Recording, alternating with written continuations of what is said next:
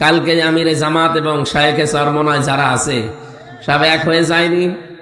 ছোটখাটো মলমালিল্য যা ছিল কালকে সব ধুয়ে মুছে শেষ হয়ে গেছে। আমরা চাই সবাই এক হোক, চর্ম চোখে অন্তত যেন দেখে যেতে পারি যে ৫৬,০০০ বর্গ মাইল কোরআনে কারিম দিয়ে চলছে। ইসলামের এই জোয়ার বাংলাদেশ না, America, voice of America report দিচ্ছে, আমেরিকার গোয়েন্দা সংস্থা যারা আছে তারা রিপোর্ট দিচ্ছে যে বাংলাদেশের তৃতীয় একটা শক্তি, বিশেষ করে ইসলাম, এরা বাংলার চেয়ারে আসার সম্ভাবনা সবচাইতে বেশি।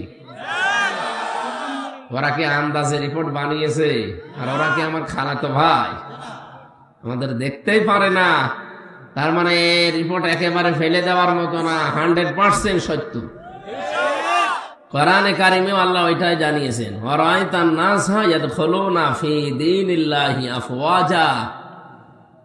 হে নবী, আপনি যখন দেখবেন যে আল্লাহর সাহায্য এসে গেছে, তখন আপনি বিজয় দেখতে পাবেন। ইযা জা নাসরুল্লাহি ওয়াল ফাত, যখন আল্লাহর সাহায্য আসবে তখন আপনি বিজয় পাবেন। বিজয়ের যে নমুনা আছে যতগুলো, তার এক নম্বরে এই, দলে দলে পালে পালে মানুষ ইসলামে প্রবেশ করবে।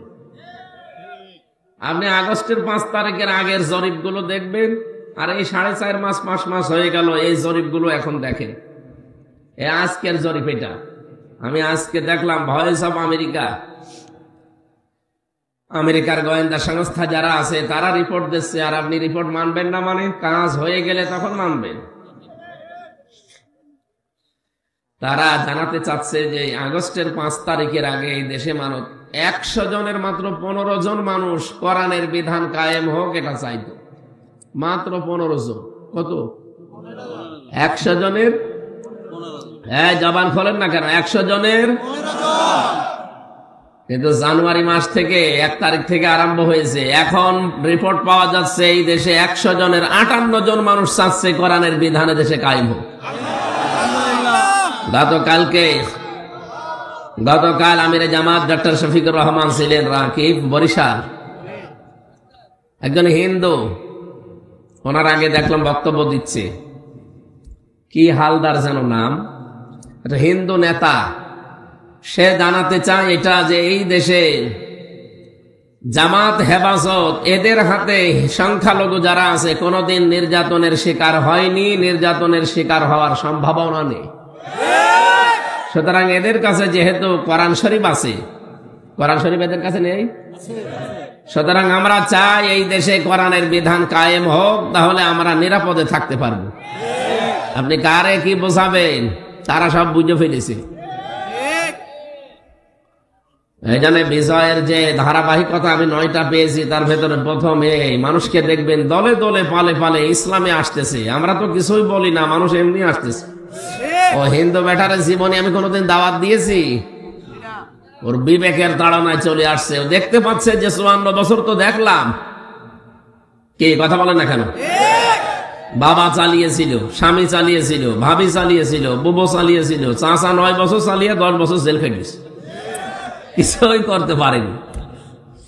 এখন শুধু কোরআনের নিয়ম নীতিটা বাকি আছে, এটা একটু দেখি কেমন লাগে। ওরা যেহেতু আওয়াজ তুলেছে, আর আমেরিকার মতো দেশ আন্দাজে কিছু বলার কথা না, যেহেতু রিপোর্ট দিচ্ছে তৃতীয় একটা শক্তি ঐক্যবদ্ধ হচ্ছে, আর আমরা দেখতেও পাচ্ছি কালকে আমিরে জামাত এবং শায়েখে চরমনায় যারা আছে সব এক হয়ে যায়নি? ছোটখাটো মলমালিল্য যা ছিল কালকে সব ধুয়ে মুছে শেষ হয়ে গেছে। আমরা চাই সবাই এক হোক, চর্ম চোখে অন্তত যেন দেখে যেতে পারি যে ৫৬,০০০ বর্গ মাইল কোরআনে কারিম দিয়ে চলছে। আমরা কোরআনে কারিম থেকে, যেহেতু সামনে একটা সুন্দর, সুখী এবং কল্যাণময় রাষ্ট্র গঠন করতে হলে কি লাগবে? ব্যক্তি, পরিবার এবং সমাজ রাষ্ট্রে আল্লাহর নির্দেশ কি করা লাগবে, আমরা আজকে এটা রেকর্ড হচ্ছে। শুধু এই কয়েকজন মানুষ আমার সামনে না, এখন আমার সামনে পুরা বাংলাদেশ বসে আছে। সুতরাং এখান থেকে যে মেসেজ দেওয়া হবে সারা বাংলাদেশে লাইভ চলছে, ছড়িয়ে যাচ্ছে। কালকে আমার পাবনা দারুল আমান ট্রাস্টের আসিল ফাইদা নুকরাফিন নাকুর, এই আয়াত থেকে গুরুত্বপূর্ণ বিষয় কালকে আমি এখান থেকে ডেলিভারি দিয়েছিলাম। আজকে আমরা নতুন একটা বিষয় কোরআন থেকে ডেলিভারি দেব ইনশাআল্লাহ। ওরা জাতিকে উদ্দেশ্য করে বলছি সামনে নতুন রাষ্ট্র, যেহেতু খ্রিস্টানরা রিপোর্ট বানিয়েছে, আমরা তাদেরকে ঘুষ দেইনি। ঘুষ দিয়েছি? তারা কি আমাদের আত্মীয়? তারা যেহেতু পর্যবেক্ষণ করছে, রিপোর্ট দিচ্ছে, 4.5 মাস 5 মাসে যদি 15 থেকে 58% হয়ে যায়, আর কিছুদিন যেতে দেন, এদেশের 100 জনের 100 জন মানুষ চাইবে আমরা কোরআনের বিধান চাই, আর ওইটা অন্তত মরণের আগে আমরা দেখতে চাই। কথা বলেন না কেন? এই জমিনের মালিক কিন্তু সরাসরি আমরা না, আল্লাহ তাআলা নিজে। এবং এই জমিনের মালিকও না, এই কোরআন শরীফের মালিকও না, সব মালিক আল্লাহ। আমরা এই জমিনে আছি কামলা হিসাবে। পৃথিবীতে 2টা কাতারকে আল্লাহ সবচাইতে বেশি ভালোবাসে, পছন্দ করে। কয়টা? আল্লাহ রাব্বুল আলামিন বলেন, ইন্নাল্লাহা ইউহিব্বুল্লাযীনা ইউকাতিলুনা ফী সাবিলিহি সাফফান কান্নাহুম বুনিয়ানুম মারসুস। সূরা সফের 4 নম্বর আয়াতে আল্লাহ জানিয়েছেন, অবশ্যই আমি আল্লাহ ভালোবাসি তাদেরকে যারা সীসা গলা প্রাচীরের মতো ঐক্যবদ্ধ হয়ে, কাতারবদ্ধ হয়ে আল্লাহর জমিনে আল্লাহর দিনকে কায়েমের জন্য চেষ্টা চালায়। এখন দল মত নির্বিশেষে এইটাই এখন আমাদের টার্গেট। এই জন্য আমরা এটা দেখতেও পাচ্ছি সামনে, সব এখন এক হয়ে যাচ্ছে। এই জন্যই কিছু জালেম পালিয়েছে, কিছু মুনাফিক আছে, আর রাম বাম কিছু আছে, এদের মাথা এখন খারাপ হয়ে গেছে। ওরা এখন ফতোয়া দেয় যে আজহারের মাহফিলে এত মানুষ হবে কোন কারণে? আরে ভাই, আপনি ডাক দিলে তো হয় না, আপনি ডাক দিলে তো কুকুরও আসে না।